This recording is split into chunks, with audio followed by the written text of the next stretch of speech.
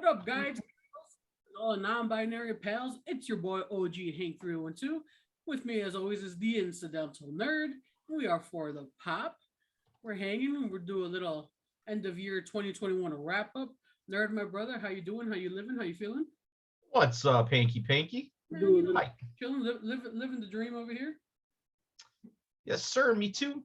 Trying to at least. Yeah, we trying. We're doing all right. Trying to get there.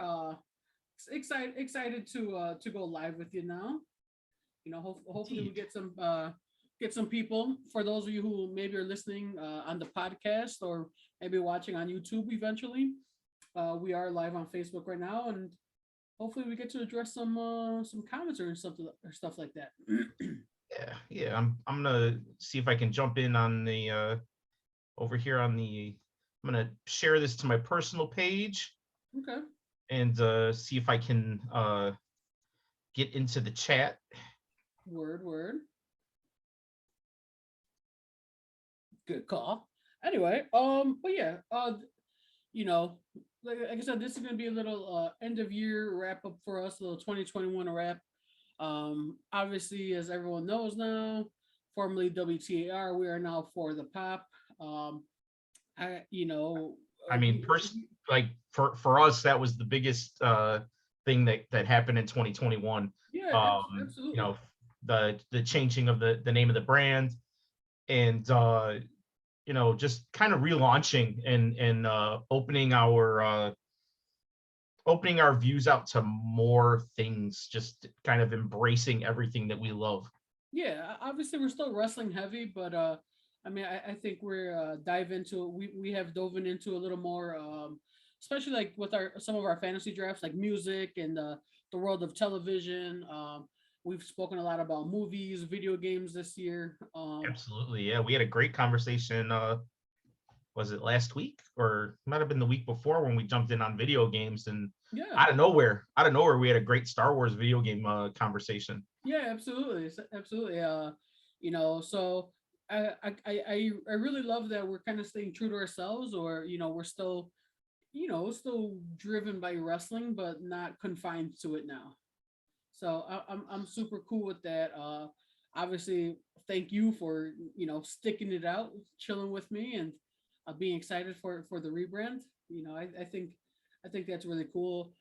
Shout out, a little humble brag to us also. We got to end the year on a pretty cool note. Did a nice little interview, but more importantly for me, most impressive, we've been putting out content every week now for almost like 2 months. Yeah, we've been fairly consistent. It's something that we've always been teased about by a lot of our friends and the community. And yeah, we've been pretty good about it. We've been about it as Trip Cassidy, is that his last name? Trip Cassidy from NXT. Mm-hmm. Yeah. We about it. I don't know. I think I got that last name wrong. The NXT wrestler. Sure. But the NXT. Yeah, we've been about the FTP. And just loving it. It's feeling good. Hell yeah, dude. Well, let's get into it, man. Let's get into like I said, we got a late start into the year. We're about 2.5 months in under the rebrand. Yeah. But overall, man, what was huge this year, I think who had a big year, I think Marvel. I think Marvel for me dominated 2021 in the entertainment world. Yeah, I mean, they're closing out 2021 undeniably huge. Between Hawkeye, which is a series that I've really enjoyed, okay, which was they tied into Black Widow, right? But also, you had Black Widow, you had Venom 2, and Shang-Chi. Yeah. Which was an incredible movie. I still haven't seen Eternals, okay, but No Way Home coming out in December, that's one of my favorite Marvel movies of all time. No Way Home? I absolutely loved it. I thought they finished very strong. For sure. That's super fair, man. Yeah. And just, we've discussed it. We didn't really discuss. We haven't discussed it on the show. Yeah. No way home. But it's still a little fresh. Maybe we don't want to, perhaps spoil anything for anyone that hasn't gotten around to seeing it yet. But we have independently, we've spoken about it, and we've nerded out about how many different things popped us. Oh yeah, no doubt about that. I think they hit every note I was looking for. Right. Yeah. And speaking of hitting every note I was looking for, in the pre-show fist fight, I was telling you a little bit about something that really excited me that came out yesterday. Okay. And that's Book of Boba. Right. Boba Fett, as anyone can tell, is one of my favorite characters of all time. Right. And I mean, there he is right there. He's all sorts behind me. His dad is on my door. Right. So yeah, I love Boba Fett. And I know you don't Star Wars. Right. Which is fine. But I'll fill in a little bit for you. So Boba Fett is an extension of essentially what Star Wars is doing. Is they're doing kind of the same thing as Marvel, and obviously being under the Disney umbrella, you can see why they'd be doing that kind of thing. But so Star Wars is kind of supplementing the movies that they're making with television series. Right. So The Mandalorian came out, I think it's going on 2 years ago, and was a big hit.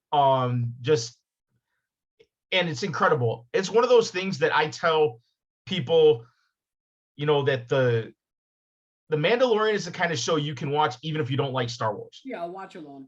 Like it stands on its own. If you happen to know all the Star Wars stuff, it makes it a lot cooler because you're like, oh, that thing and that thing and that thing, but you don't have to know all of that, and you can still really enjoy it, and it tells a coherent story. Right. And this Book of Boba is the extension of that. And I think I can say one spoiler, because basically we're left in Return of the Jedi, which was made, I think, in 1983 or released in 83. The last bit we see of Boba Fett is he falls down what's known as the Sarlacc pit, which is a Sarlacc is this giant like sand snake. Okay. And we don't know if he survives because he's been eaten, basically. He got swallowed. Gotcha. So the very beginning of this television show picks up right where that left off. Oh, nice. And it gives us a definitive answer to what happened to Boba and how did he survive the Sarlacc pit? Because we already know he's been in the Mandalorian, so we know he survived, but we didn't know how. And now it's canon, as I like to say, how he escaped from the Sarlacc pit, which just was so exciting to me, and it was such a amazing way to kick off the show. Well, yeah, I can imagine your excitement because I know, like, obviously you Star Wars, but like Boba's your guy. Like, yeah, I mean, absolutely. Look at your room behind you. I see right off rip. I see like 3 Boba things. Yeah, dude, that shelf right there, right, is almost all Boba Fett. It's almost all of it. And there's one hanging from the shelf right there. Like I said, that's his papa on the wall right there. I have a helmet there, a helmet there. Like, yeah, Boba's my guy. Everywhere a helmet. Nice, dude. Yeah. Is Star Wars gonna do more stuff going into 2022? Like, what's their plan? Are they going to be on Disney Plus? Or is there other other series going to be coming out? What's I mean, I'm super excited. I think Ahsoka might be coming out in 2023. It stars Rosario Dawson, which I don't think Rosario Dawson made our sweethearts list in the fantasy draft. Yeah. And my God, how did that happen? But sweetheart draft. I think the people have spoken. I think so far from the votes I've seen, I think you're the winner. Well, I think we're all winners because we had a great time. Blah. I'm the winner. Yeah. Hey, but it was, there was an even splattering of votes. Yeah, I think I think there was a lot of that. So yeah, I mean, it's all subjective, but we had a good time. It was a lot of fun. no doubt. But anyways, Rosario Dawson is going to be playing a much beloved Star Wars character by the name of Ahsoka. Okay. Ahsoka, that character comes from the Clone Wars cartoon, and she was Anakin Skywalker's Padawan, and so he was her master. And that's Anakin becomes Darth Vader. Spoilers, sorry. Dude, can't just be saying that. Spoiler alert. Bro, I think there's like I don't know. I think it's like a 7-year rule. Like if it's been out longer than 7 years and you haven't seen it, it's okay to get spoiled. But oh yeah, and Darth Vader is Luke Skywalker's father. Why, man? Sorry, bro. Sorry. I just learned But what Anakin Skywalker is like 3 years ago. That's essentially a spoiler. so I'm looking forward to that. There's another show called Endor that's coming out. There are other movies that will be happening. Okay. So like there's a lot of stuff in the. I mean, it's Disney and they own this stuff now, and they're gonna make a lot of money off of it. Oh no, I mean Disney's gonna make so much money with Star Wars and Marvel stuff. I mean, I had kind of started Marvel, the big year for Marvel. I mean, 2020 ended with Endgame. I think it was the last piece of That sounds about right because they were finishing off that phase. Yeah. and then I mean it just kicked the door open in 2021 with WandaVision. Then it followed up with Captain America, and then Loki, and then What If, and then Shang-Chi, and then Hawkeye. I really like, and I love the way Hawkeye ended. I won't, I'm not gonna, no spoilers here because it's really fresh and new. But I really enjoyed the show, and they managed to take a character that I wasn't the biggest fan of Hawkeye in the films, like I'm like, and then they managed to take a character and add some depth to it that perfect word that made him interesting. And I really loved Haley Steinfeld. Yep. Her portrayal of Kate Bishop. Also a character I'm not familiar with.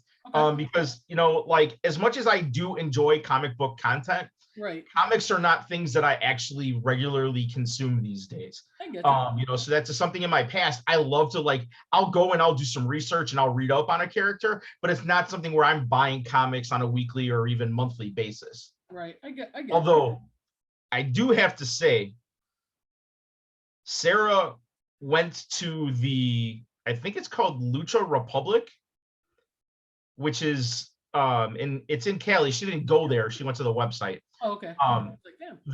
I believe it's owned by the Lucha Brothers. Thank you. Phoenix. Yeah, they have an amazing graphic novel that she picked up for me. Once I read it, I'll lend it to you. Nice. It's got I was only flipping through it, so I didn't see everything, but it has a Rey Mysterio story in it. It's got a Lucha Brothers story in it. So I'm assuming there's some other luchador stories in there. Oh, very cool. The art is amazing. I haven't had a chance to read it yet, but like I said, I'll pass it along to you once I do. I'll definitely check it out. I wanted to hit you with my list of how I liked Marvel this year. Okay. All right. So there was nine new pieces of Marvel content. All right. New content this year. Oh, there was nine new pieces. Uh-oh, rookie move, bro. Every show. Bro, I click on one thing and it turns the volume on. Okay, so I haven't seen Eternals, so automatically that's my number 9. I'm not excited about it, so same. My number 8, Black Widow. I enjoyed Black Widow, but well, my number 7. I'm not saying it was bad, just wasn't my favorite. I'm going with Hawkeye. Okay. My number 7. There's only 9, remember. Number 6, Shang-Chi. I really enjoyed that movie. The choreography, we talked about it. Yes. Yeah. So that's it. I haven't put together a list like this, but I would say that's got to be in my top 3. And I know it's difficult. No, it definitely is. And then so 1, 2, 3, 4, 5. Number 5, I put in my what if. I really like that. Love the stories. Tugged at my heartstrings. And that's the last we get to hear of Chadwick Boseman. So that definitely tugged at the heartstrings, and Sure. just the concept of what if it was so much fun. It's always been a cool idea. Yeah. And this is my top four. That's where it gets hard because I loved That's what she said. loved all these titles. So my number four is Loki. Okay. I thought Loki was so much fun. We brought so much different dimensions and character to Loki. Number three, WandaVision. That's my number three. My number two, Falcon and the Winter Soldier, or Captain America and the Winter Soldier. And obviously number one is No Way Home. Uh, That's a fair list. That's a fair list. yeah, I mean, I obviously I could move things around, like I said. yeah. I'm a huge fan of martial arts films, always Yeah. have been. Mm-hmm. And to see Marvel do it right, Yeah, and by a character I'm not familiar with. of course, right. Just I can't wait for the next one to come out. And the idea that the director wants Jackie Chan to be in the next one. National treasure, Jackie. Every so random, I just come across like Jackie Chan clips. I'm always just reminded of like he's such a treasure, dude. Like I don't think we appreciate him as much as we should. Like he's. I think I just tweeted out maybe within like the last month, like Jackie Chan is the greatest action hero of our time. Like Bro, and he does all of his own stunts. and that's a huge reason why.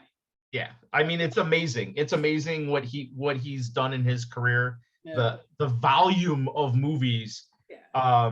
Yeah, I don't know that there's anyone that I maybe Jet Li comes close. Right. I mean, but it's arguable, but I mean, you're gonna have to make a really convincing argument to make me change my mind on Jackie. Yeah, no, Jackie's the shit. He is, yeah. and just the Jackie Chan, the cartoon back in the day. What? Jackie. One thing, I loved it. It was so good. But yeah, man, I think No Way Home was the runaway. It probably, I mean, maybe it's current bias or recency bias, as they say, but I mean, that's probably. I don't even think so. I think it's just that damn good. Yeah, I think it could be my favorite Marvel film they've made.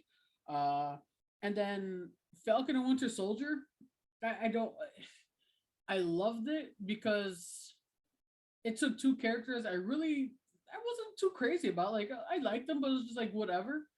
But they made it so real. It gave them such like backstories, like Sam adjusting to being a black man in America. Like he's the broke Avenger.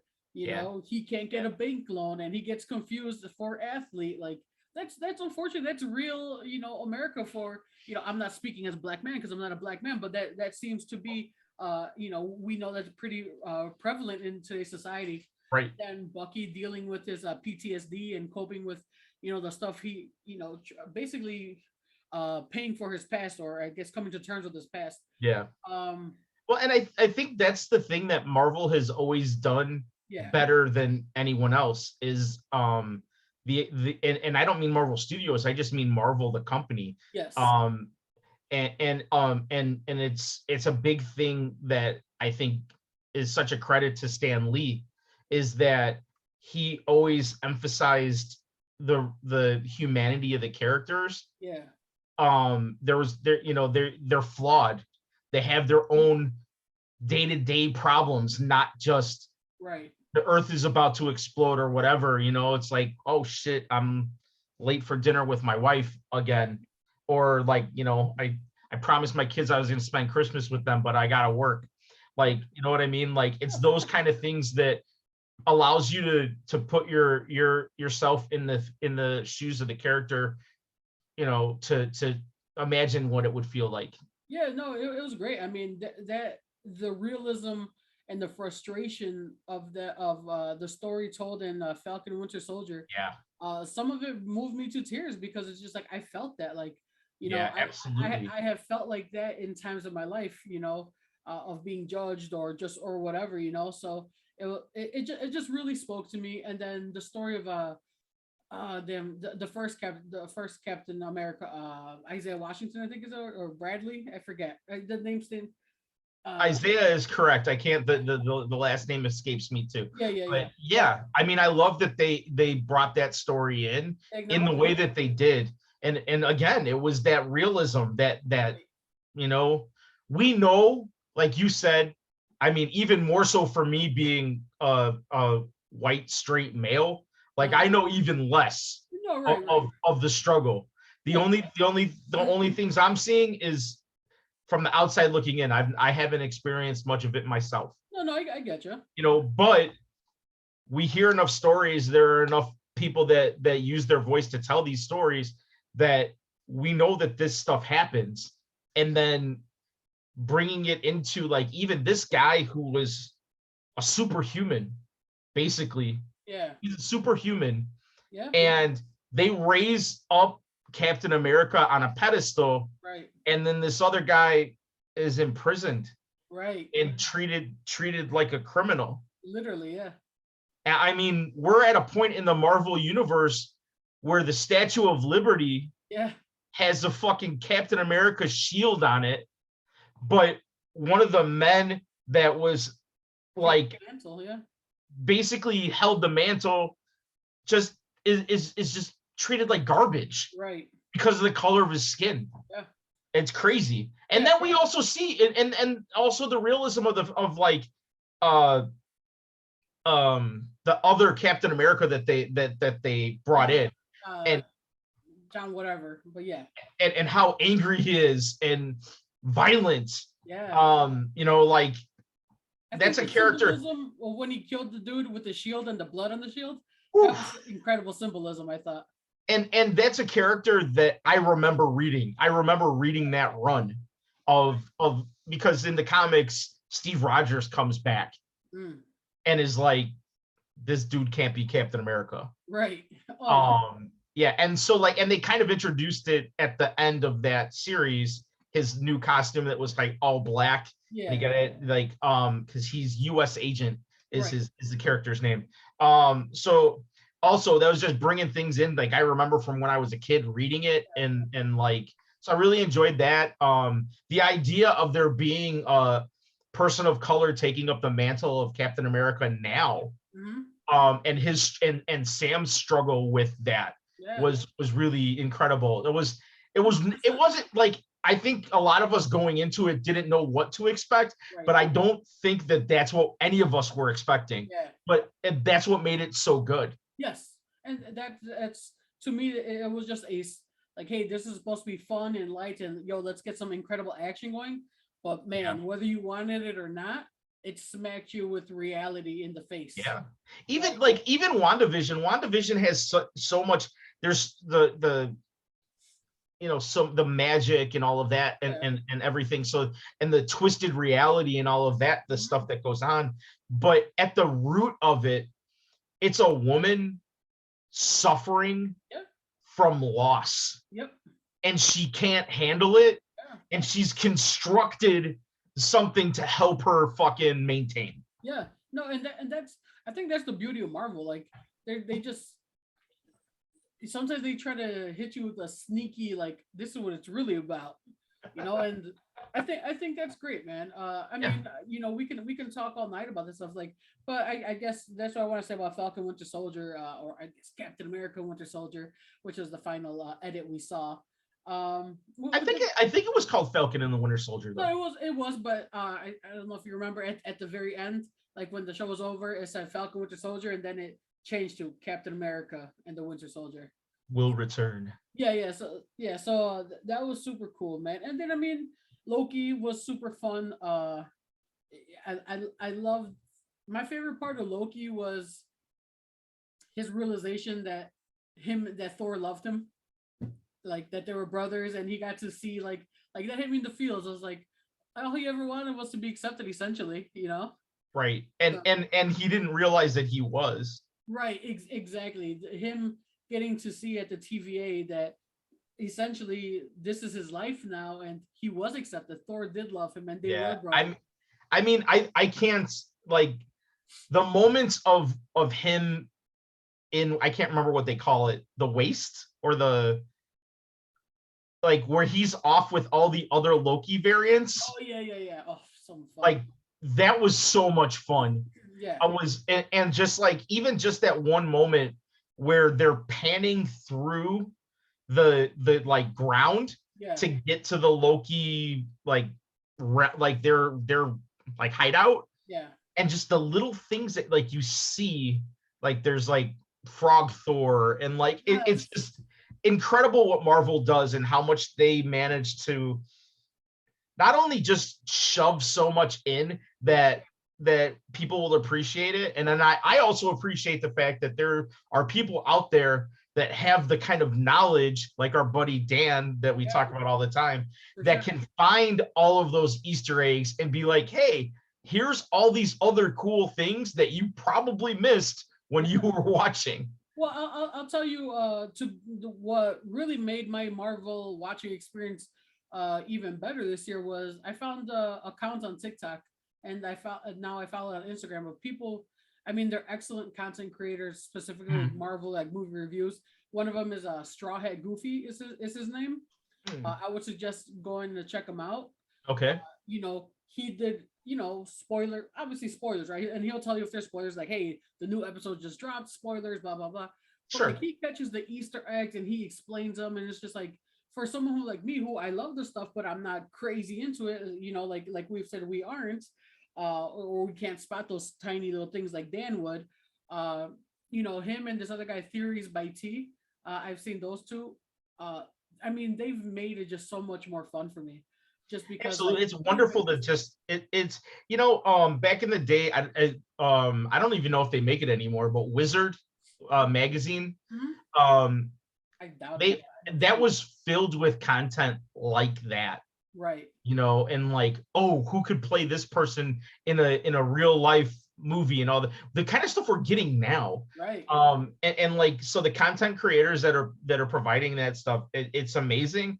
And it's just, that's the world that we live in right now, where like if you have a voice, you can reach people, like, and like-minded people. Absolutely. That's a fun part.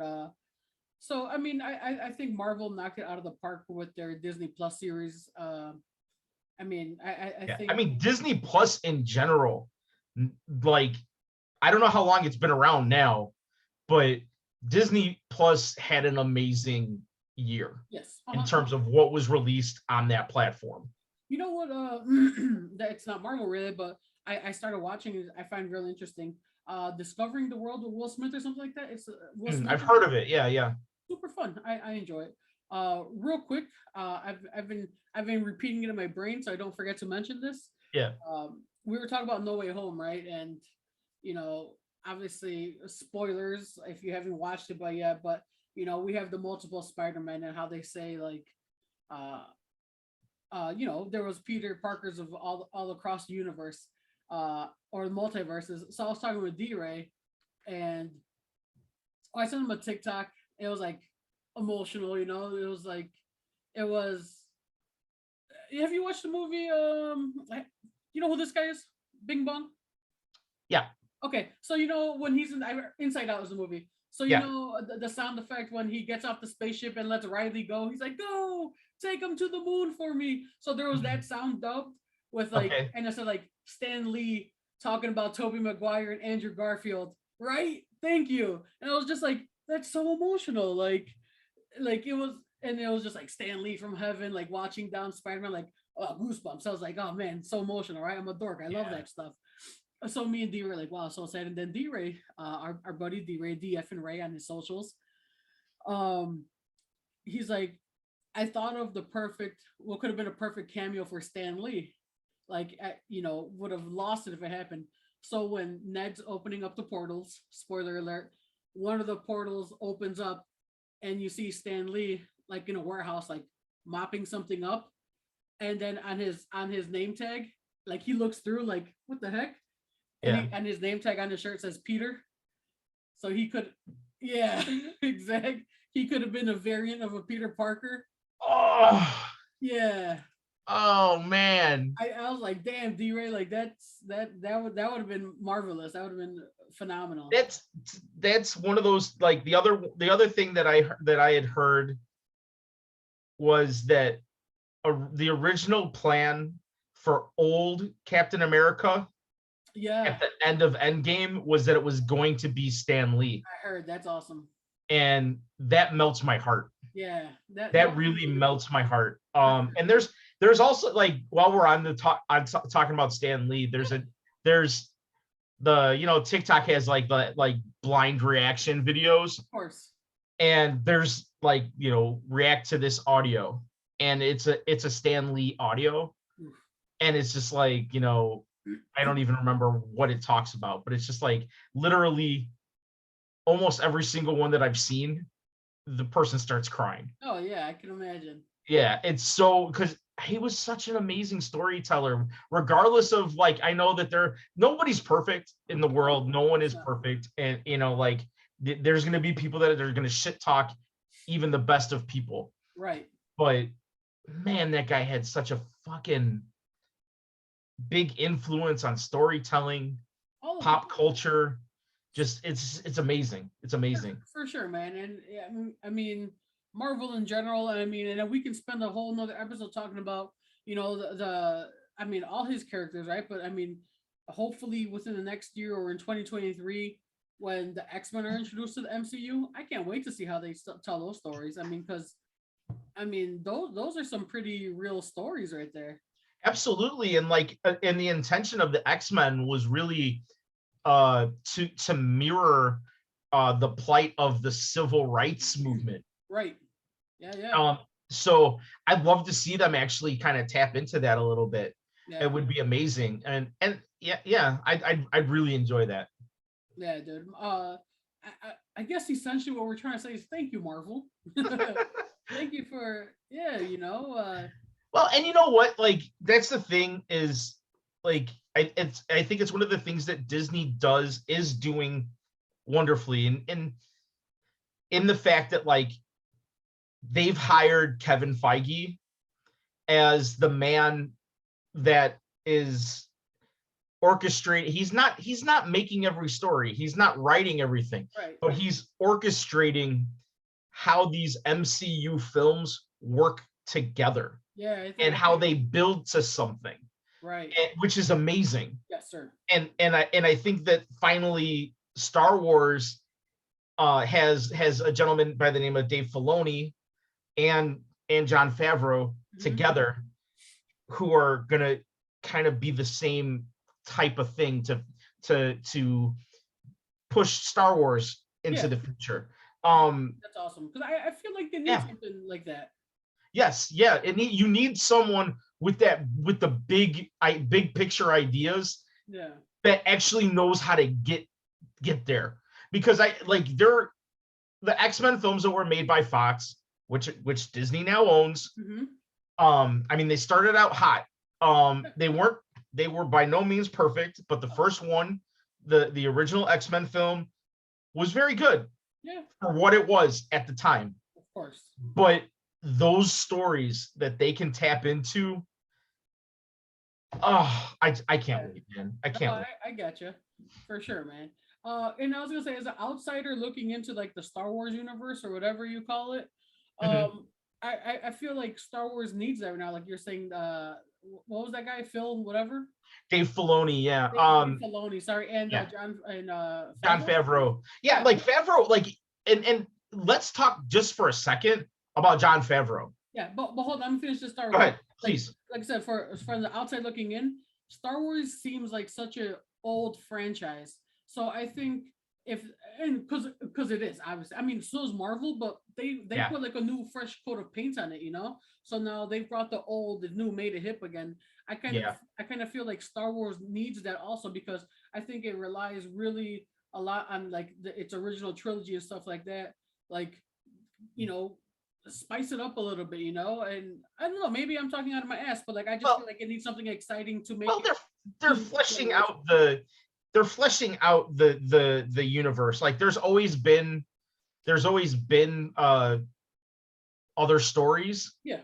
mostly told in novelizations. And then, obviously after the prequels were released, there were other like cartoons and that kind of thing that got dropped. But now they're like even going back in time and tell, like, they're trying to tell how the stories of how we got to the prequels even. Right.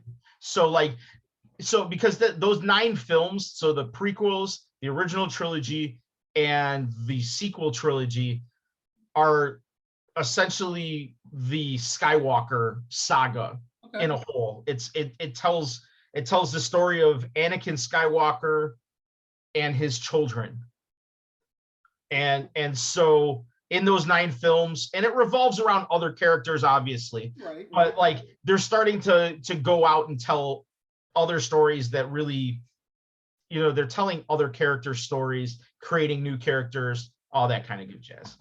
No, that's and I think it needs it, Well, and like the thing is with Marvel, that you have to understand is, at one point Marvel Comics was in such bad shape financially, right. that they sold off Right. the movie rights to a lot of their best stuff. Right. I remember. So, and that's not to say that like Iron Man wasn't like a well done comic, like a well received comic. But that was one of their lesser known. But when you're talking about, okay, like if you're thinking about Marvel Comics in the 80s right. and 90s, and you're like, oh, we get to make movies of this stuff now. Iron Man is not even in the top probably 5 at least, but maybe even 10 of characters that you're going to pick. Right. So they had to take these characters that people weren't really expecting films from, right, and then really get people behind them, and they did it in a big bad fucking way. Yeah, they killed it. Yes. No, I totally get that. I think there's I forget, there was a story or a quick video on how like essentially like Blade kind of saved the Marvel universe. Like, I mean, Blade. A lot of people don't realize that Blade is a Marvel comic character, right? And so that was kind of the first Marvel moneymaker from what moneymaker in a film in film format. Yeah. I'm really interested to see, because Marvel like they are redoing Blade. Right, Idris Elba? No, I don't think so, unless he's playing a villain. Blade is being played by what's that? Mahershala Ali. Yes. Okay, you're right. Who we all know already from a Marvel show. He was essentially the main villain of Luke Cage. Who's Mephisto, bro? I'm kidding. That's just, people have been waiting for Mephisto all year. That bug in the wall, Mephisto. So let's wrap up our Star Wars Marvel conversation. What's something you're looking forward to in 2022 for either or? Well, I mean, there's more of Book of Boba to come. Right. I know that there's other Star Wars series that I believe are coming out in 2022, because I think the Mandalorian season 3 will come out at the end of next year. Oh, nice. And then, like I said, I rattled off a few of the other names. Like they're working on a bunch of different a different series, and I don't know when all of those are coming out. I know some of them are scheduled for like 2023 and all that. Yeah. Marvel wise, I'm not really too sure where. I mean, I think that Doctor Strange. Let's say, yeah, they got Doctor Strange and Madness and Multiverse, something like that. Yeah. Which is kind of like you're taking what happened in No Way Home, yeah, and what happened in WandaVision, right, and kind of putting them together, because Wanda is supposed to be a big part of that film. Oh yeah, for sure. Yeah, so that'll be interesting to see. Yeah, I would say that's one of my big things I'm looking forward to. See how they kind of tie that in. I'm very interested to see. We're supposed to get the end of 2022. Black Panther 2. I'm really interested to see how Wakanda Forever. Wakanda Forever. From what I've seen or there's spoilers or somebody leaks photo sets that they are what seems like attending a memorial funeral for T'Challa, Chadwick Boseman. So Right. I think Chadwick Boseman's real life death is going to play into Hmm. the storyline there. So I'm really interested to see how they're going to do that. And then Yeah. Thor: Love and Thunder. I think that should be fun. Yeah. We'll have the Guardians in there. I'm assuming. Yeah. I mean, I would think so, Yeah. depending on and Taika Waititi, who's the director, and he did Thor Ragnarok, and I feel like he saved that franchise. Like you'd have kept Thor being in Avengers films or Guardians or whatever, Yeah. but like the second Thor film was one of my least favorite Marvel films Dark of all World. time. Yeah, that was bad. And with Ragnarok, he just like he breathed life back into it. Yeah. I didn't even watch Ragnarok until like it was already released. I think the first time I watched Ragnarok was on TV because I was just so down on the Thor franchise. But then I think Joey, he was just like, "No, dude, it's hilarious. You got to watch it." And I kept hearing a lot of good things, so I was like, "Ah, screw it. I'll check it out." And I love it. I love Yeah, Ragnarok now. it's so good. It's Yeah, so good. so good one, man. I don't want to go on a tangent. DC's got some fun stuff coming up. Also, the Batman looks dope. Yeah, I posted something on our Facebook page earlier today. Oh, In the Batman, I probably should have been more descriptive, but I was trying to keep with what DC did. right. In the Batman trailer, Yeah.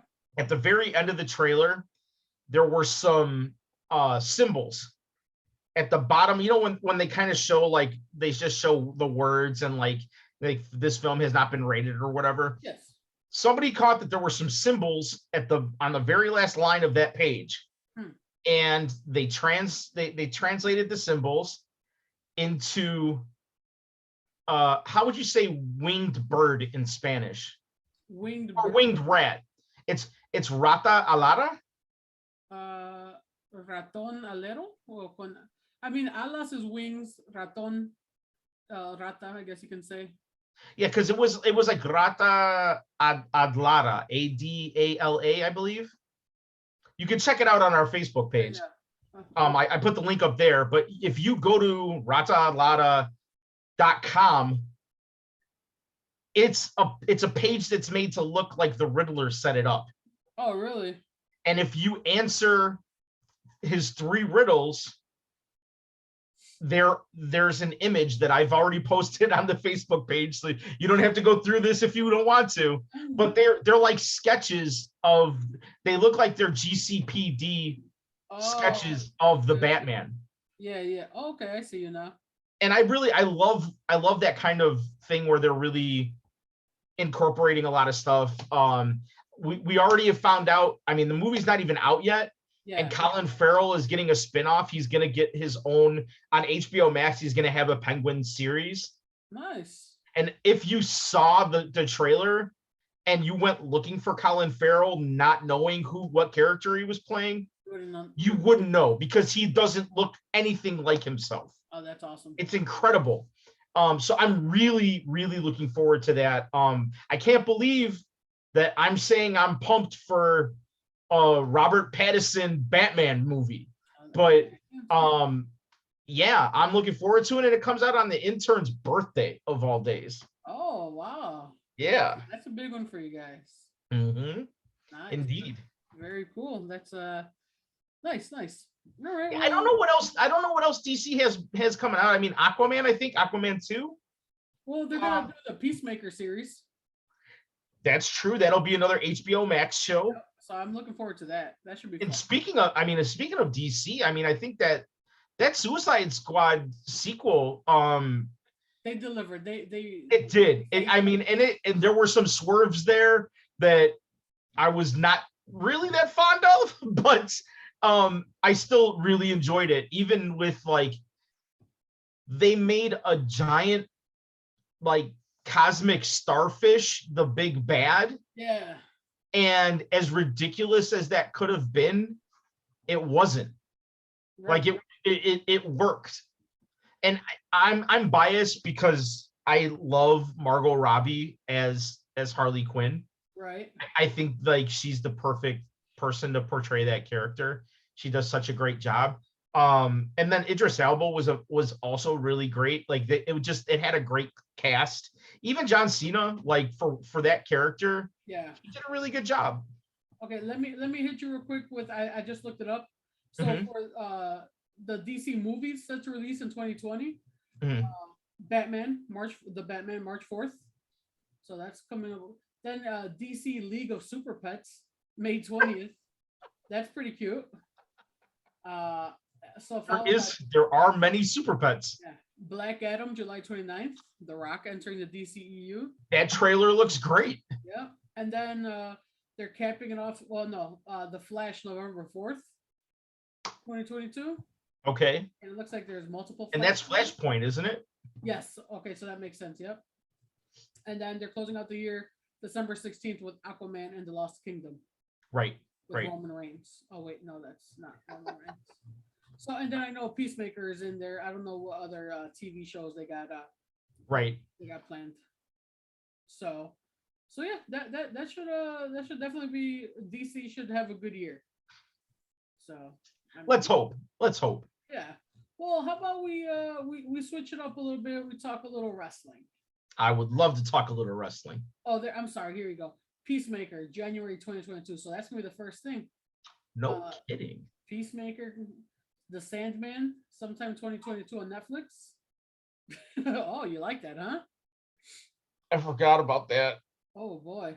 Neil Gaiman's beloved comics of The Sandman has finally come into a small screen with actor Tom Sturridge playing Dream, aka Morpheus. Oh yeah. Yeah. This is something that I recently got into. They did a fantastic audiobook. There's now 2 of them. There's 2 parts to it so far. Yeah, Neil Gaiman is a fantastic writer. He's a comic book writer. He's also like he's just a storyteller. Nice. Amazing storyteller. And that's one of his, like, I don't know what you would like, trademark characters is Sandman. I never read the comics when I was younger. Yeah. The intern did. She's a big fan. But we listen to Audible, and they have sometimes Audible will do productions where they will have a full cast of people doing, and that's what they did with Sandman. And there's 2 parts out so far. It's some really out there stuff. It connects with if you've ever Constantine. Okay, yeah. It connects with Constantine. It also connects with Lucifer. Okay. So it's really there's a lot of property that's already out there that Sandman is intertwined with. So I'm looking forward to that a lot. Although I forgot. Yeah. I knew it was happening. I didn't know it was happening this soon. So that's sometime 2020. It'll be 11 2022. Episodes. Yeah, 2022. Sorry, yes. 11 episodes. Yeah. January 11th on the CW, Superman and Lois. Yeah. Then again on the CW, I never heard of this. Naomi. Are you familiar? The wrestler? New kid on the superhero block is Naomi, a coming-of-age tale from comic creators Brian Michael Bendis, co-creator of Miles Morales and Jessica Jones, and David F. Walker, and now brought to the screen by series executive producer and writer Ava DuVernay. Okay, I mean, Bendis is a big name in comics, a big name. I'm not familiar with the character, but it is a DC character, and I typically was a Marvel fan, with the big exception of Batman. Naomi, so here's the premise. Naomi McDuffie lives a seemingly normal life until a superhero-related incident rocks her world and sends her down the path to discovering her connection to the greater DC universe. So, yeah, teen coming of age. The Flash returns March 9th, 2022. The Flash, okay, blah, blah, blah. Truth be told, I've completely...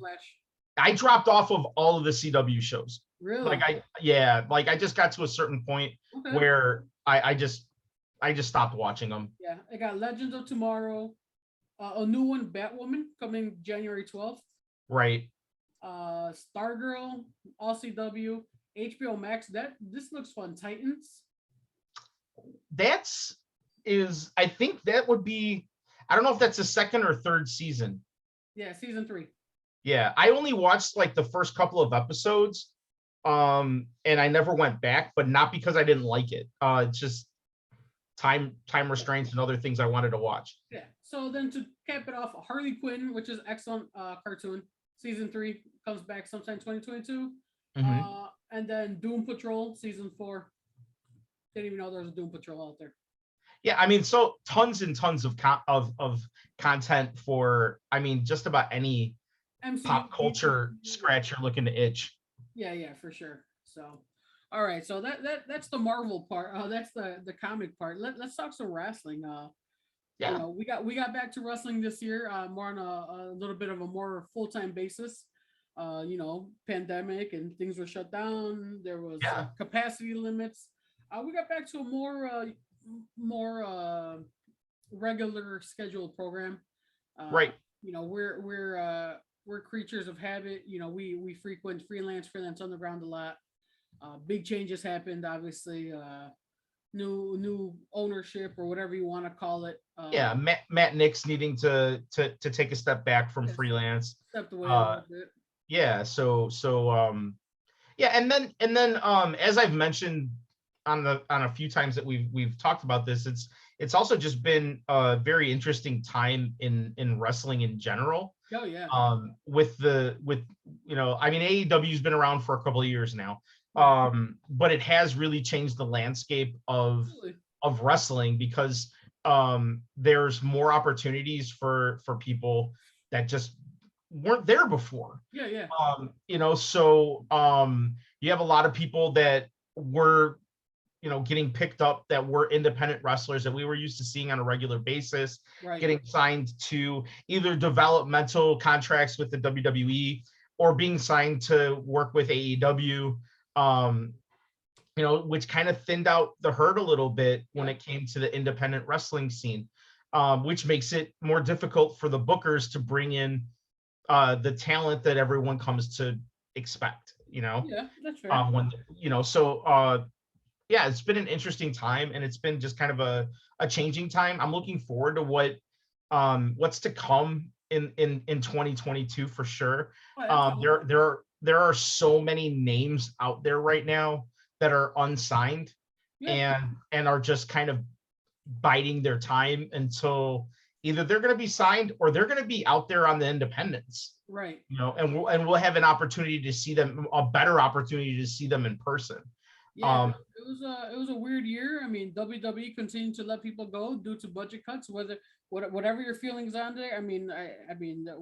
We're not going to spend the whole night talking about our feelings on No. that. I know Mhm. it sounds a little ridiculous. There are some names that blow your mind, but you know, we've said it before. It's not the popular opinion, but it's a business, and the old man Vince is going to run it how he sees fit, or you Until know, he sells. yeah. I really think they're positioning themselves to sell, but what do I know? What do we know? You know. Ah, Um, I got a couple hundred on it. I mean, nice. There you go. Yeah. So WWE, but you know, they rebranded. I'm enjoying NXT 2.0. I know a lot of people aren't crazy on it. I like it for what it is.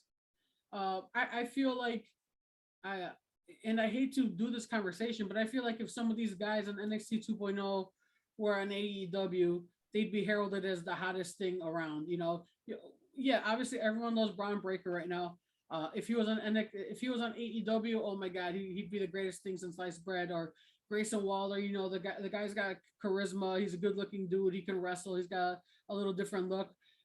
You know, they'd be like, oh my God, this, you know, WWE could never with this guy, you know. So like, so I think there's a little bias for NXT where like, well, I feel like Solo Zion or whatever, I don't even know his name. I think there's some characters that had they debuted for AEW, they'd be like, oh my God, these are the greatest wrestlers of all time. well, maybe. I don't know. I mean, there's definitely some talent in what we're seeing right now, Yeah, but I don't care for the direction it's gone. I get you. Um, You're used to black and gold. I get it. That was I a love, yeah, I'm black and gold till the day I'm old. I don't know, because I am already old. I don't know. black and gold till I'm dead and cold. Okay, thank you. Yeah, man. I mean, it's just one of those things where when I came into NXT, it had already been going for a little while, but I think I hit a sweet spot. Yeah. Where it like, honestly, the first takeover I watched, I think the main event was Tyler Breeze, Pac, Sami Zayn, and I can't remember the fourth, but it was a 4-way for the NXT title. And I'm Dallas? no, I think Bo Dallas was already on the main roster at that point.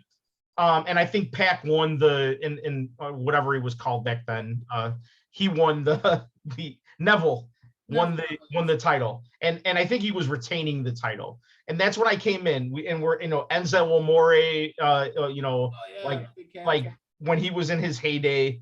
And then building into like these guys that you and I had been really familiar with in AEW, AAW, excuse me, guys like Chris Hero and Tommaso Ciampa, Johnny Gargano, all these like independent, and these other wrestlers that we knew from the independent scene, all getting scooped up, which was kind of a byproduct of All In and the beginnings of AEW, where WWE scooped up all of this talent, kind of to hold it away from a company that was looking to compete with them. Right. And at the same point, that created this amazing bunch of talent in NXT. Oh, it was the golden age of NXT, we can call it. 100% golden black age of. See what I did there? Golden black. No, yes. Black and golden. I don't know. Anyways, but so this is a change. It harkens back to. I made this comparison, and it's not fair, but you can see where I'm coming from. It makes me think about the old school Glow show. Okay. Because it's got a lot of these goofy comedic sketches and things that like it's the lighter side of wrestling, right, that we're not used to seeing in NXT. Yeah.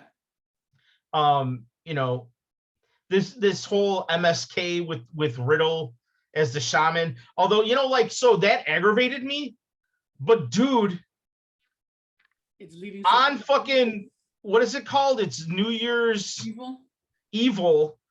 We've got Imperium with fucking Walter against MSK and Riddle. That's gonna be a fucking banger. That should be a great match. 100%. And if I had to suffer through all of that, and I'm overdoing it saying suffer, but if I had to watch that bullshit to get to this match, right, I'm okay with it. Right. No, I mean, just alone that face off when that happens, Riddle and Walter, they're gonna tangle up. That's gonna be hard hitting and it's gonna be awesome. Yeah, absolutely. Riddle's gonna get his chest chopped in. Walter is gonna get his shit kicked in. It's gonna be great. I can't wait. So no, New Year's Evil should be decent. Yeah, absolutely. Yeah, but so like I said, I'm okay with 2.0. I'm giving it a chance. I'm by no means am I like, this shit's phenomenal, but I'm entertained for what it is because it's different than what, for the most part, different from what else I'm getting on like Raw and SmackDown. Which isn't much. Yeah, unfortunately, Yeah, it's a sad state of affairs that we find ourselves in when we're talking about Raw and SmackDown right now. I mean, here's the thing about WWE. Sorry to interrupt you. Sure. The weekly shows are kind of like meh, or whatever. But the pay-per-views always deliver. They're always excellent wrestling. Well, that's the thing, is that they have so much talent.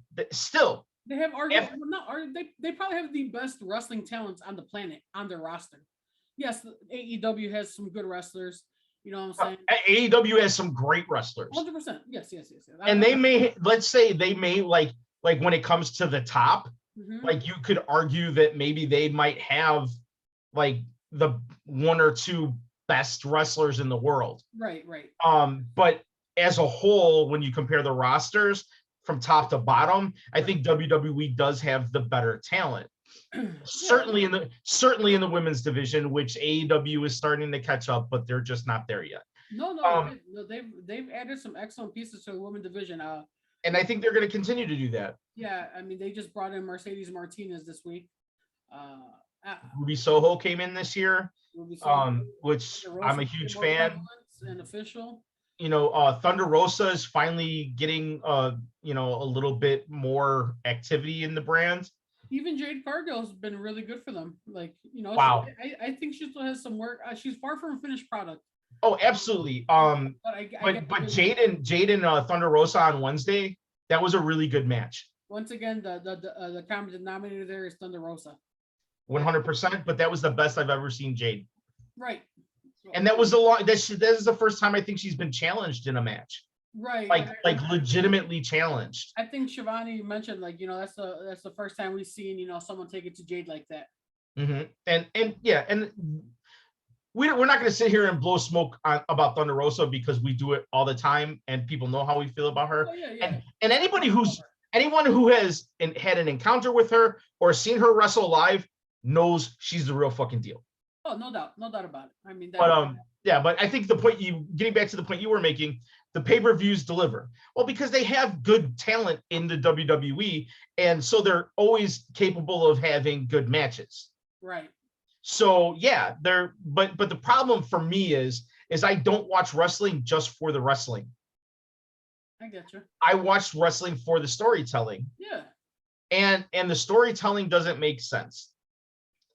And we're getting a lot of the same stuff over and over and over again. Right.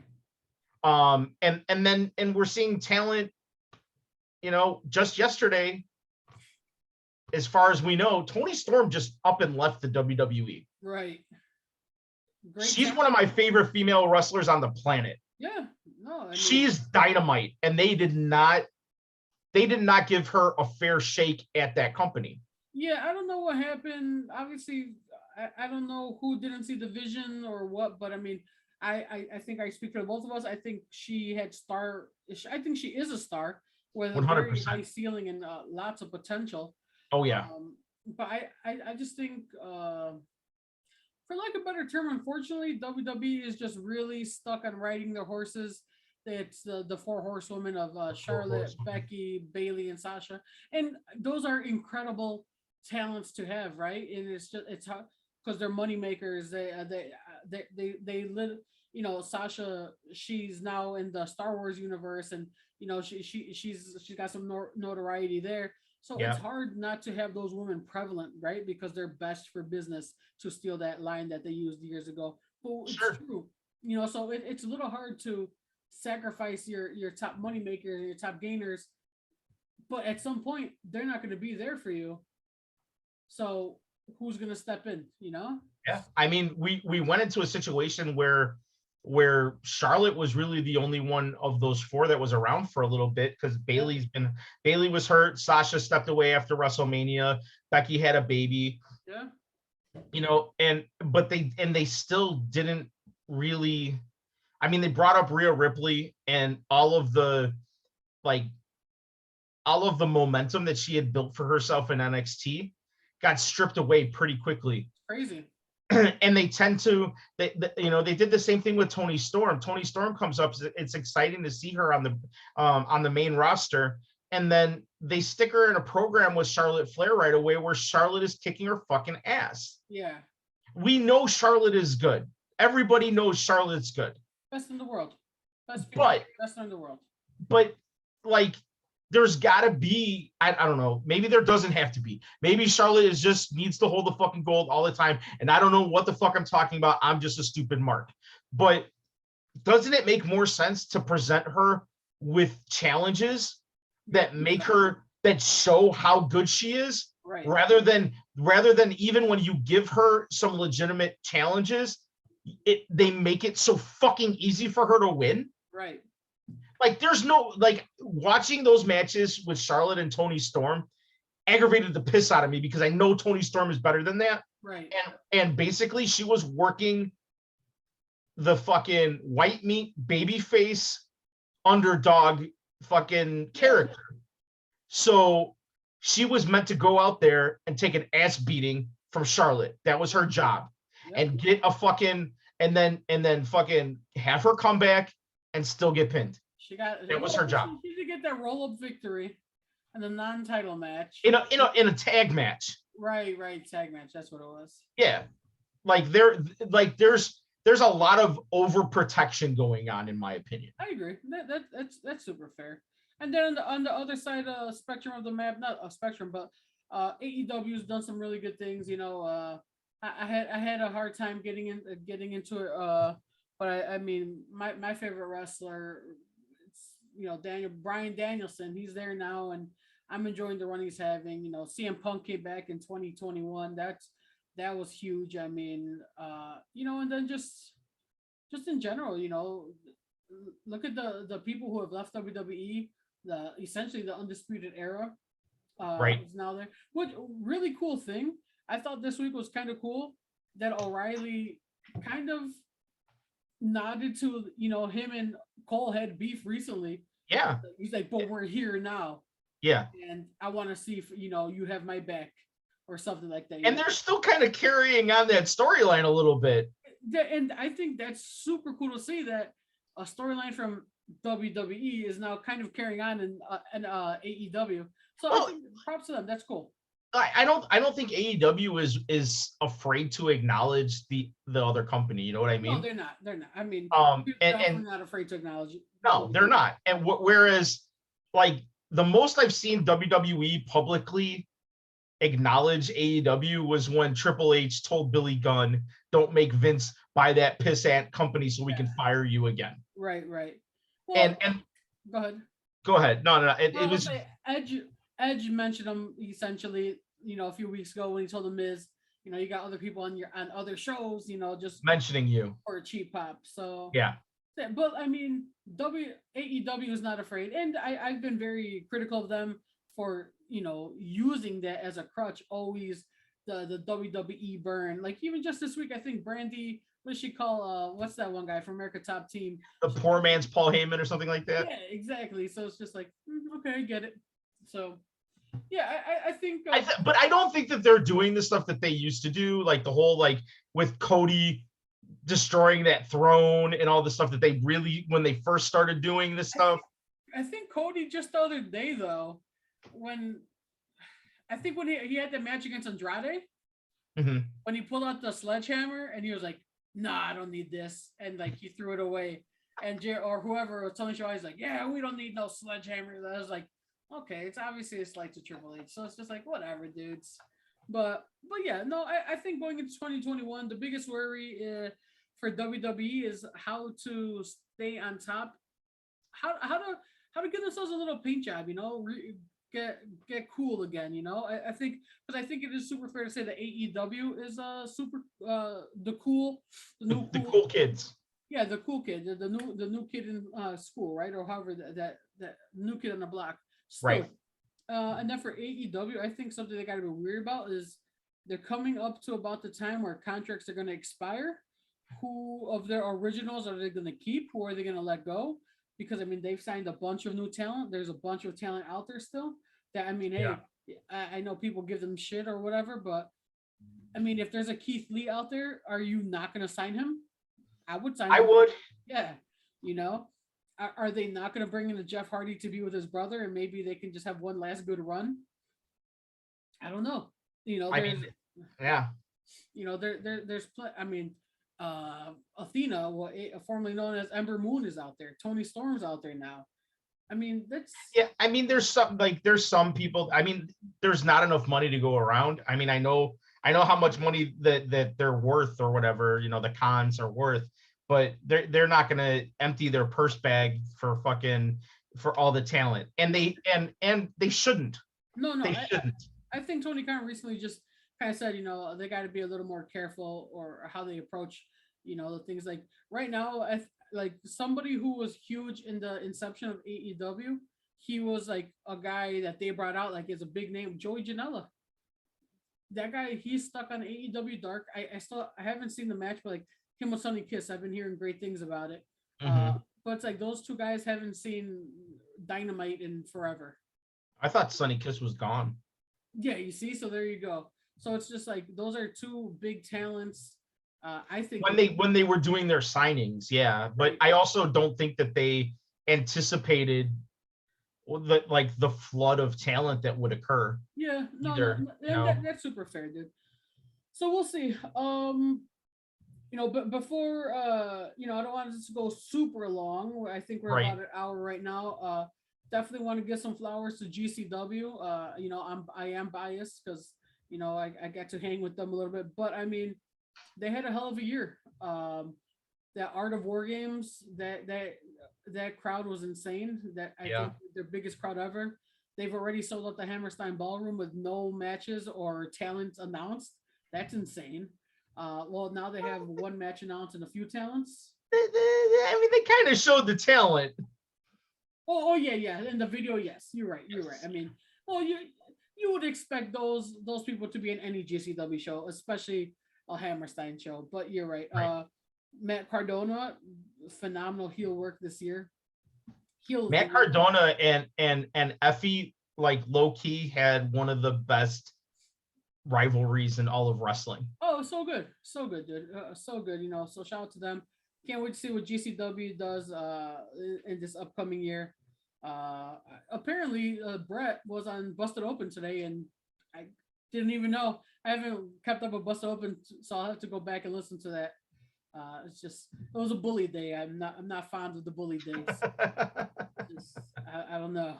But yeah, and then freelance. We talked. A lot of things changed. Our friends over at Two Heels in the Face, they come up with a shy 25 of wrestling supposedly Chicago wrestlers. Wrestlers that are regularly Chicago featured in promotions. the Chicagoland area. Yeah, for sure, for sure. Yeah. Charlie gave us a sneak peek at the list when we were on with the Two Heels, our annual wrap up with them. Right.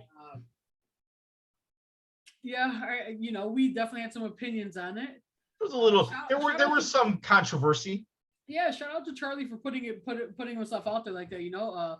Yeah. Good work. I mean, obviously, if you haven't, follow our boys at Two Heels in the Face. They bring you a lot of good interviews and content as well. There's no competition; it's all love.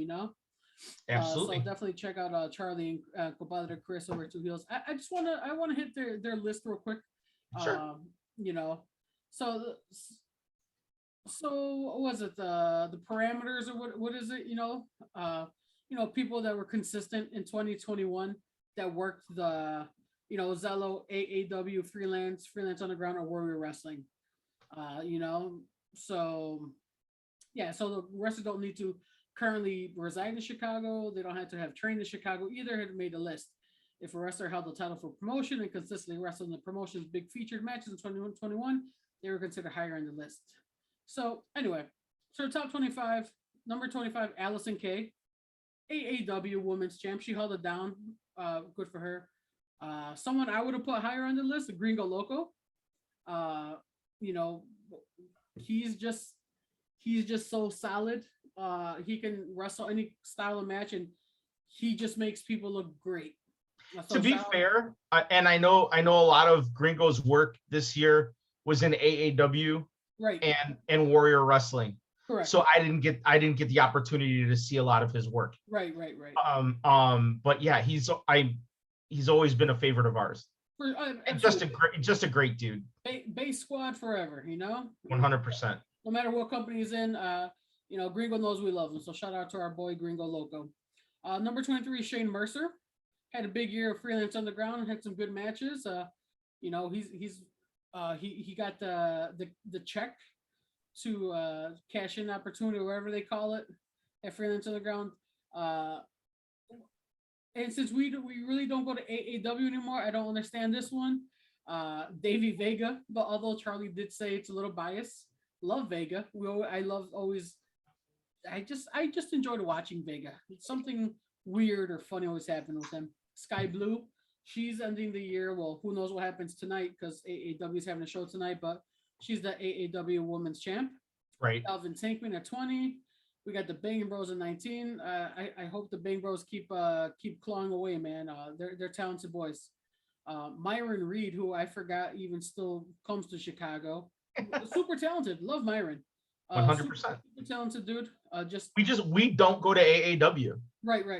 And if you're wondering why, AAW priced us out of the building. Yeah, essentially. And it's just, and good for them. They just cram in so many people that it made it uncomfortable. I'm a creature of comfort.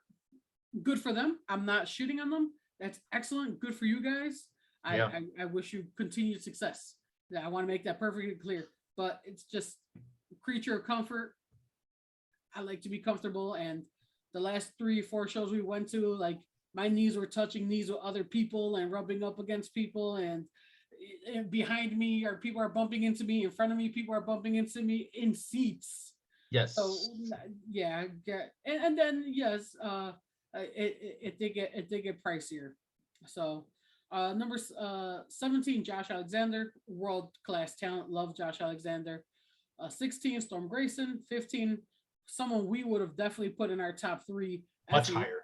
Yeah. 14, Hakeem Zayn. 13, Danhausen. I'm not sure how much we saw of him this year. I know he got injured, but that's good. Freddie Ahai. He's a very popular choice. Yeah, Freddie Ahai had I think he had a career run at AEW as their champ. Someone I also would have put higher, Laney Luck, number 11. Absolutely. I guess number 10, we didn't get to see a lot of her because we haven't gone to Warrior, Thunder Rosa. Number 9, no doubt about it, Lee Moriarty, world-class talent, lovely. Number 8, your favorite, Robert Anthony with Frank the Clown as a manager. Hey, listen, all right. Take it east. Number 7, Miss Kylie Ray, Chicago's favorite daughter. Number 6 baffles me because he only, I don't know, Sam Adonis. I don't get it. Not good. Maybe I'm missing something out. Maybe I'll have to pay more attention. Number 5, Jonathan Gresham. I don't get the Gresham pick because I don't think I think maybe he had 1 match at Warrior, and then the other ones were for Zello, which is awesome for Zello, but none of them have been in Chicago or the Chicagoland area. So it's just like, okay, whatever. You're gonna put him number 5, and maybe he's had 1 or 2 matches. Trey Miguel, Warrior Wrestling champ. I'm a big fan of Trey. Good for him. Jordan Grace, Thick Mama Pump. She had a run as a Zello Women's champ. Right. I'll say unfortunately dethroned the Party Unicorn Laney Luck.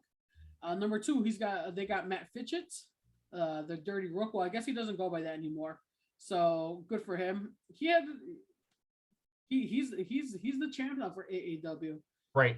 Which kind of shocks me because I'm not hating, but AAW likes to put their titles we've seen traditionally on bigger names to get that clout. Right. So, but good for Matt Fitchett. If hopefully he can this could be the best year of his career. They can elevate him maybe. Exactly. And then number 1, GPA. We had our thoughts about that. We went into it. So I mean, I don't totally agree with the list. I think there are some names, and there's no right or wrong answer, right? For me personally, there's some names I would have put higher, some names I would have put lower. So shout out to Charlie at 2 Heels in the Face.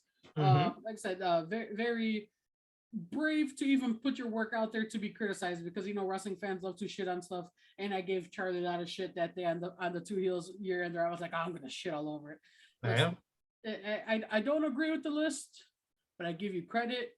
Some names make sense, some others really baffle me. But to combat that, I made my own little list. Oh. I'm not gonna publish it anywhere. I'm just gonna say it here. I did. Sure. I did because we go to freelance underground a lot. I'm gonna call it my Lancie top 20. The Lancies. The Lancies. The Once Upon a Time Freelance Awards. I'm gonna call it my Lancie top 20. And so this is just the work they've done. The work they've done this year, and the meaningfulness of their matches, or just the work they put in. Okay. So number 20, it may shock you. Number 1 on my heart, but number 20 on my list for 2020 is Miss Kylie Ray. She took some time off. That's had to fair. get herself right. Love her. We know Lainey Lux at the best in the 3-1 spot time. Kylie Ray could shoot someone on the middle of Logan Square Boulevard and she can get away with it. It's still very true. I ain't snitching. I was with her. I was with her somewhere else. You're getting food. So Kylie Ray comes in at 20 just because she took some time off, and although I always love the opportunity to watch any Kylie match, she had a lot of work with the freelance students, and sure. And to be fair, I mean that's big for them because Kylie is one of the instructors there. Yeah. And she's if her work in the ring is any indication of what kind of trainer she is, and the fact that she's so caring about people, I'm sure she's a phenomenal trainer, and that's got to really mean a lot for the people from the academy that have had the opportunity to step in the ring with her. Yeah, exactly. So shout out to Kylie. I for me, my personal favorite match of hers this year, that we got to see her versus Lee Moriarty at Freelance Underground. I mean, 2 world-class talents, two of the very best going. Yeah, that was a really good match. 19, someone we got to see more of this year finally. We've known him for a few years now. Chico Suave. He put in some work. He started training with Coach Joe at the beta, whatever they call that. Well, you gotta bring that shit up in this stream. Come on, man. I'm just saying he put in the work. He's lost some weight. Chico's looking good. He's looking great. Yeah, exactly. So he's looking great. Then I added his partner at number 18, Danger Mask. We got to see more of him at Freelance Underground. I think he hit some scrambles on Freelance proper. Mm-hmm. So he had a bigger year, and I bought a Danger Mask this year. So shout out to Danger. Hope he makes more because they're excellent, they're fun, they look good, and they're only $20. People could learn a lot that if you price yourself a little lower, you're probably going to sell a lot more masks. Because if that mask was $35, I probably wouldn't have bought it. Even if it was $30, I wouldn't have bought it. But at $20, he sold out the first night. He's like, dude, I sold out. I'm like, good for you. If they were at $30, I guarantee he wouldn't have sold it. That $10, that $5 makes a difference to people. Very true. Number 17, someone who the last few weeks or last few matches I've seen of hers, I kind of wish she would have gotten the W because I want to get invested in her. We want to see a little more. Blair Onyx. I love her gimmick. I want to see more. I think I'm hoping, like Charlie said, I hope she has a good 2022. That's Charlie's pick. Number 16, someone new that we saw on our scene. The first time it came out, I was like, who the hell is this guy? But then I kind of remembered. I'm like, oh, okay, I know who this is. Wes Barkley. You know who I'm talking about? I do. Yeah. So he caught me right off bat with his wild hair, and then with his entrance music. Fuji's Ready or Not, the best. Number 15, a tag team of Pick and Pop. Darius Luttrell and Coda Hernandez. I think, with their feud with number 14, the Cocoa Buffs, I think we saw a lot of them. We saw some new character developments. They got, Darius, definitely made some highlight reels with Coda. So I think I chose Pick and Pop at 15, then the Cocoa Buffs of Jazz and Marche at 14, just because they're always just so entertaining. At number 13, young kid that, like we talked about earlier with the Two Heels, we got to see him testing out different characters and stuff like that. Angel Escalera. He's coming into his own. Yeah, he's come a long way. Yeah, he's come a long way. He definitely impressed this year. So we'll see. And his match against Kylie Ray. Yeah, absolutely. At Freelance Underground was terrific. But I would say that the last Freelance show that we were at, he wrestled Here's a scramble. No. Oh, no. Well, he wrestled Ego. Oh, yeah. That's right. And that was a damn good match. Yeah. And it was an opportunity to see another side of him that I'd like to see more of, because there was a I think intensity. Ego brought the intensity out of him. And Yeah. that was another student and trainer match, which we saw a lot of this year. Right. So shout out to Angel. Number 12 this year, someone who came back and always gets a good reaction, Dan the Dad. He's just always entertaining. Hell yeah. For Freelance Underground and Freelance. And number 11, someone I've been a fan of since I met her. I'm glad she finally made it to Freelance Underground. Hopefully, yep, you get it. Hopefully, you see her at Freelance Wrestling. I think she was at the She-Lance Scramble. Maybe I'm not positive, but you got Billy Billy Starks. Just that girl's a joy to watch. She's young, she's learning, she's got a great support system. It seems. Shout out to Mouse, also her dad, who's always out there. So it's really cool. I'm a big fan of Billy. I think she's gonna keep getting better and better. Number 10, maybe this person's gonna be a little low. Craig Mitchell. I got Craig at number 10. I know he had that blow off. He had that match with Robert Anthony recently. Right. Well, Craig just recently came back, I feel. So I feel like he's getting back into the mix. Mm-hmm. Number 9, I have Cole Radrick. I'm a big fan of Cole. I know he's he's a heel, or he tries to come off as a heel, but I mean, I think he's just such a likable guy that I'm still a big fan of his. And he doesn't really have bad matches. He's super good in the ring. Him and Angel tore it up. It's very technically sound. Yeah, and then he'll always throw some weird flippy or disaster shit to like pop you, Yeah. So Cole Radrick. At number 8, dun dun dun dun, I have GPA. GPA was the Freelance Underground champion. Yep. Super entertaining as a heel, right? But for me personally, I saw too much of the chicken shit heel running away. I literally said that to Sari earlier today. Yeah.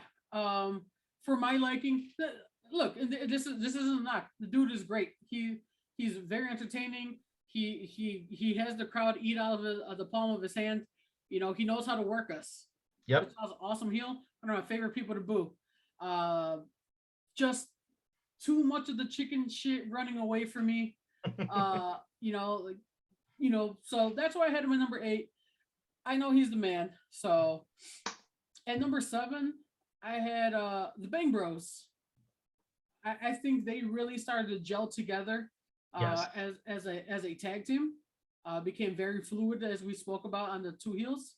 Mm-hmm. And then even in their singles competition, we did talk about August versus Jordan Oliver had an excellent match. And let's not forget that Laney Luck versus Davey Bang, they also had a really good match also. Yes. So, both of them, we did talk that we'd like to see what they can do on their own. I don't want them to break up by no means, right. But I am also interested to see what they can. I've seen what they can do by themselves, so it interests me to see a little more of it. Number 6, Shane Mercer. I mean, he's been on a tear. He's had excellent matches.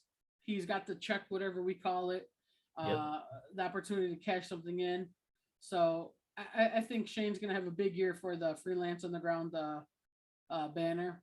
And number 5, now we're getting into the thick of it. Number 5, into the thick of it. Yours rudely, Trevor Outlaw. He had a hell of a 2021. He defeated all the big names, I think. Essentially, he defeated all the big names. Excellent on the stick. And now as I'm talking, I'm like, why isn't he higher on my list? Probably because he's just so damn rude.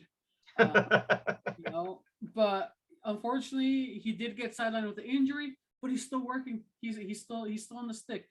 So I mean, at the last Freelance Underground show, he's hurt and he had the Academy kids carry him to the back. That's excellent. It was amazing. So shout out Trevor. When Trevor gets back, healthy, watch out. But I hope he gets attitude adjustment. I hope he stops being so rude. But let's Trevor, big things for Trevor, man. If I was a gambler, man, I'd put some good money on Trevor. And speaking of, investing money in, number 4, I think we said the most improved, Storm Grayson. Character is still being developed a little bit, but he's delivering in the ring. He has been given some opportunities for people in the ring. Some really, really good opponents, and he has hung in there with them. Yeah, you brought up Lee Moriarty earlier with the match that he had against Kylie, but Storm also had a phenomenal match the same night with Lee Moriarty. Yeah, for sure. So the plant-based beefcake, he's number 4 on my list for this year. Number 3, I have our favorite Effie. Love that Effie. Well, not to steal from Danhausen, but we love Effie. Yes, sir. He can do no wrong for us.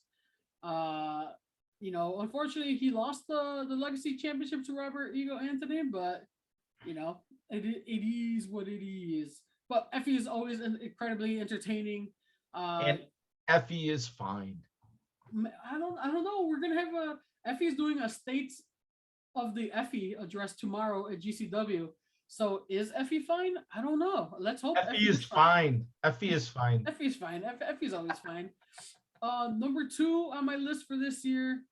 By the way, number 3, Effie. I hope he wins a title again in 2022. Let's strap all the titles on. All of them. Every single last one of them. Or listen, let's bring in the alley catch and put Bussy into the tag team ranks. No.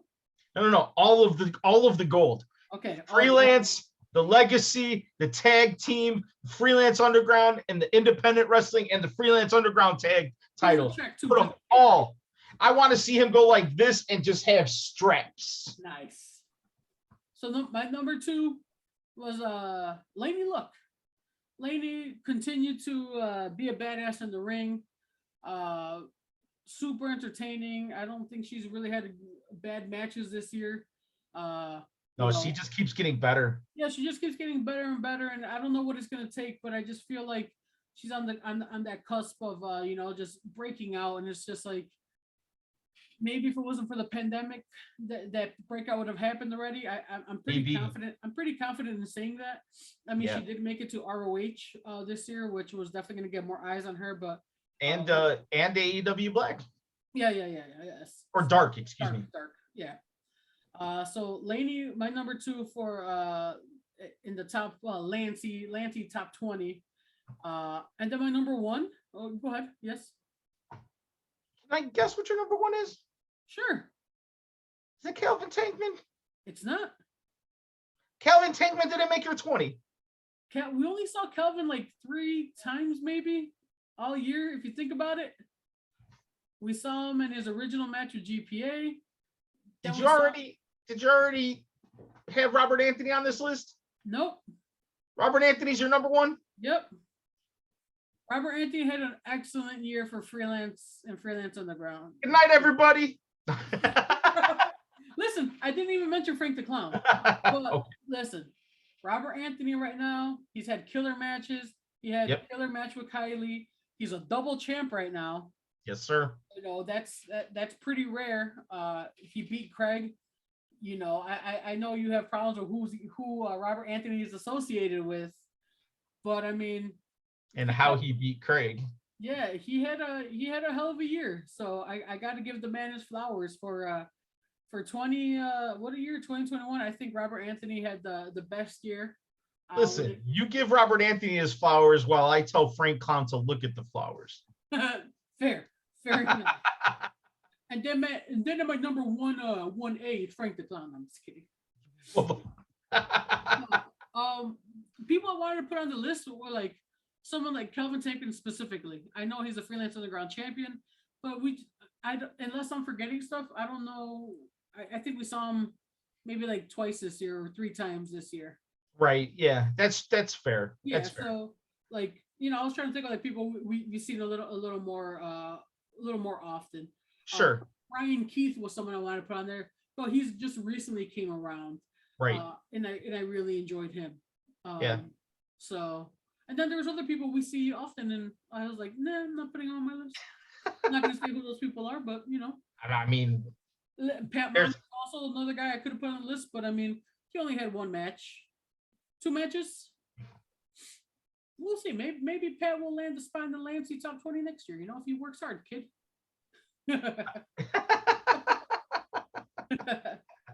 Yeah, you know, so it's Kylie Ray, Chico, Danger Mask, Blair Onyx, Wes Barkley, Pick and Pop, Coco Buffs, Angela Escalera, Dan the Dad, Billy Starks, Craig Mitchell, Cole Radrick, GPA, Bang Bros, Mercer, Trevor Outlaw, Storm, Effie, Laney, Ego, Anthony. I mean, it's not a perfect list. Maybe it's a dumb list. But you know what? It doesn't have Sam Adonis on it, Charlie. No, I'm kidding. It doesn't have Gresham on it. You know, so. I like your list. Thanks, man. Thanks. I have looked forward to shitting all over it. Can't wait. Tune in next week when Nerd shits on mine and Charlie's list. It's just going to be me for 2 hours straight telling you all how wrong you are. I'd watch. So anyway, in the interest of whoever's listening, if they're still with us, let's wrap this up. Before you sign us off, I just want to say thank you to anyone who's still messing with us, you know, who follows us, watches us, likes us. All the support helps, you know, liking, subscribing to our YouTube, our social medias. Honestly, you know, we do this for fun. We're not expecting to be like, hey, ESPN's. We like it. We like the sound of our own voices. I love hanging out with my brother Noel here. We had a good year. I look forward to more of 2022. Hopefully more wrestling. And other than that, man, just thank you for everyone who out there supporting. And Nerd, I don't tell you enough, but I love you, brother. So take us home. The feeling is mutual, my friend. My man. And on the eve of New Year's Eve, my name, I'm Incidental Nerd. It's you. My buddy, my brother, my friend, Hank 312. That's me. Has been my partner in For the Pop, and I'm firing him right now. We are together. We are FTP. We are For the Pop. Yes, sir. And something I like to say to everybody, because this season and all seasons, I think it's really, really important. They're wise words from our buddies Bill and Ted. Be excellent to each other. Perfect. Peace. Peace.